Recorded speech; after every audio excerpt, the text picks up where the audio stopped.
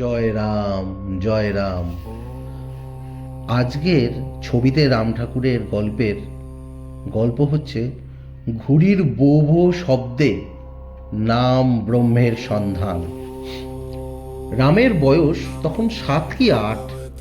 গ্রামের মাঠে মাঠে ঘুরে প্রতিবেশীদের বাড়ি বাড়ি গিয়ে দুঃখ সুখের খবরাখবর নিতেন। সত্যনিষ্ঠ সৎ ছেলে, সুমধুর বাক্য ব্যবহারের জন্য আবাল বৃদ্ধ বনিতা সকলেই রামকে ভালোবাসত। খাওয়া দাওয়ায় তেমন কিছু লোভ ছিল না। কেউ কিছু খেতে দিলেও সে খেত না।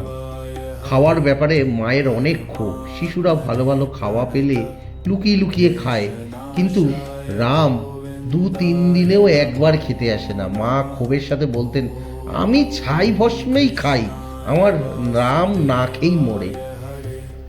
চৈত্র বৈশাখ জ্যৈষ্ঠ মাসে প্রচণ্ড গরম উপেক্ষা করে রাম লক্ষ্মণ সাথে নিয়ে ভিন্ন ভিন্ন গায়ে ঘুড়ি ওড়ানো দেখতে যেতেন।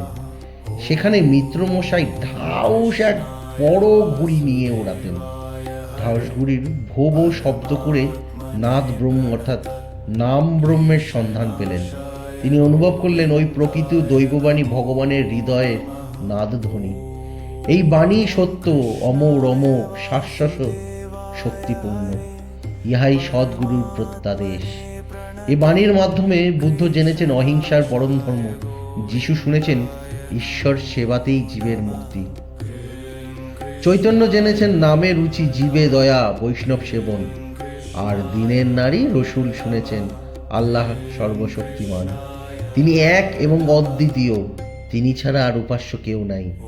একদিনের একটা ঘটনা, কলিকাতার হীরারাম ব্যানার্জি লেনের এক বাড়িতে ঠাকুর বসে প্রভাত চক্রবর্তী ও কতিপয় ভক্তদের সাথে শাস্ত্রলাভ করছিল।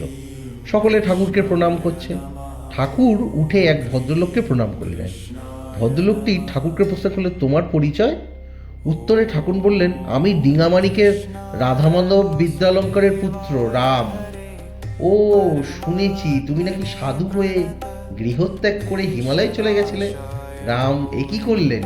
সকলে তোমাকে প্রণাম করছে আর তুমি আমায় প্রণাম করলে। আমি আপনাকে ঠিক চিনে ফেলেছি। আপনি আমার প্রতিবেশী মিত্রমশাই। ছোটবেলায় আপনার ঘুড়ি ওড়ানো দেখতে গিয়েই আপনার ঘুড়ির ভোবো শব্দ থেকে পেয়েছি অমৃতপদ নাদ ব্রহ্মের সন্ধান। তাই আপনি আমার নাদ ব্রহ্মের সন্ধানদাতা শিক্ষাগুরু। না রাম, আমি যে মহাপাতকী, তুমি আমায় উদ্ধার করো।